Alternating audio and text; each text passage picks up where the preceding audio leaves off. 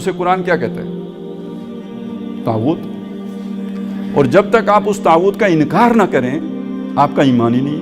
وَمَن يَكْفُرْ بِالطَّاغُوتِ وَيُؤْمِن بِاللَّهِ فَقَدِ اسْتَمْسَكَ بِالْعُرْوَةِ الْوُثْقَىٰ. طاغوت کا انکار کیے بغیر تو آپ کا ایمان ہی نہیں ہے کہ جس کو اس کا کوئی دیلا ہی نہیں ہے جو اس کا وزن ہو سکے.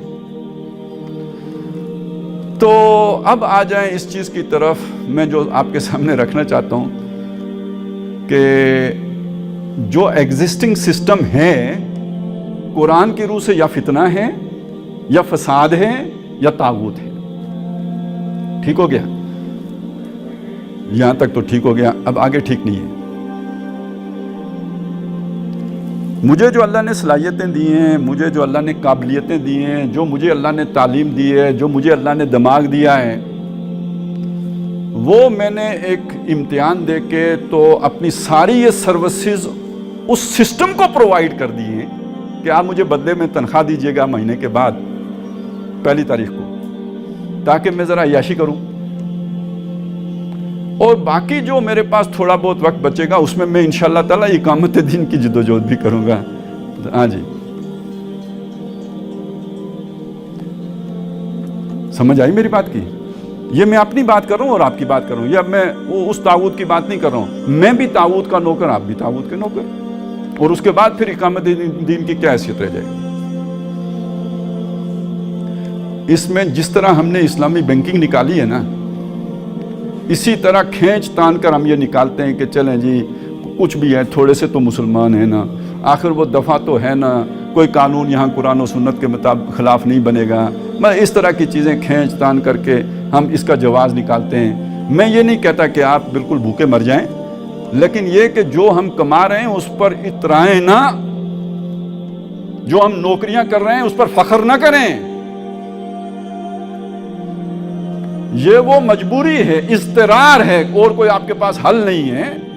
جیسے کراہتن کبھی حرام کھانا پڑتا ہے نا, بندہ بھوکا مر رہا ہو بھوک سے, اسے ہو سکتا ہے خنزیر کھانا پڑے, کتا کھانا پڑے, کوئی حرام شے کھانی پڑے, تو کتنی کراہت سے کھائے گا. تو یہاں پہ اپنی ترقی کو یہ نہ سمجھیے کہ ہمیں بہت جو ہے نا پر لگ گئے ہیں سرخاب کے, یہ اس کو گھٹیا کام سمجھیں, حرام کھانا سمجھیں. کراہتن کریں یہ کام اگر کرنا بھی ہے. عزیمت تو یہ ہوگی کہ ٹھیک ہے پیٹ پہ پتھر باندھے, عزیمت تو یہ ہوگی کہ فقر اختیار کریں, عزیمت تو یہ ہوگی کہ جو دین کے رستے میں گر گئے, دین نے انہیں اس طرح اپنے گھیرے میں لے لیا کہ اب وہ دنیا کے کام جوگے رہے نہیں. اکثروا فی سبیل اللہ, اللہ کی راہ میں جو ہے وہ محصور ہو گئے. عزیمت تو یہ ہوگی.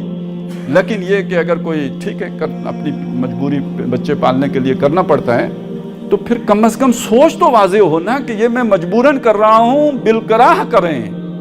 اس کے ساتھ جو ہے وہ کوئی معاملہ یہ کہ پھر اس پہ خوشیاں منانا, میرا عہدہ بڑا ہو گیا ہے, میں جناب یہ لگ گیا ہوں, میں فلانا لگ گیا ہوں, میں اب چیف بن گیا ہوں. یہ کوئی خوشی کی بات نہیں ہے. آپ طاغوت کے چیف لگ گئے. آپ کا یہ عہدہ جو ہے, آپ نے جو ترقی کی ہے, آپ جو پھیلے ہیں, پھولے ہیں, مقام بنایا ہے, یہ ایک باطل نظام کے اندر, ایک طاغوتی نظام کے اندر, ایک فتنے کے اندر, ایک فساد کے اندر بنایا ہے.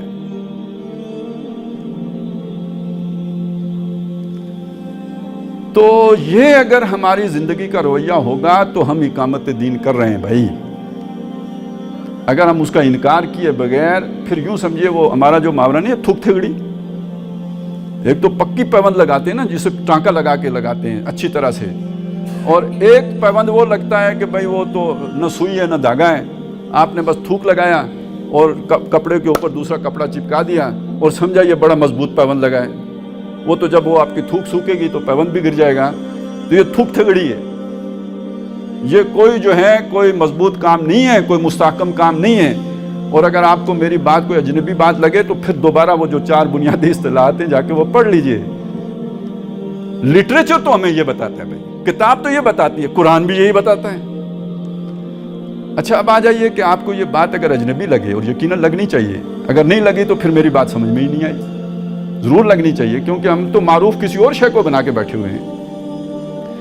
تو تقابل کر لیجئے کہ صحابہ کرام کا اسلام کیسا تھا.